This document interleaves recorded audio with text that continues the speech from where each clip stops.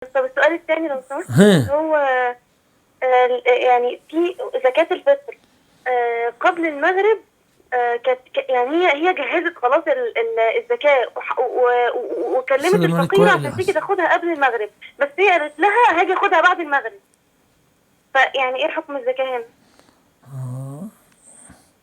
يعني طلبت الفقيرة وقالت لها يا فقيرة زكاة فطرك معي تعالي خذيها قبل المغرب. اه. الثانية ايوه. تلكأت في الطريق ما جاءت إلا بعد المغرب.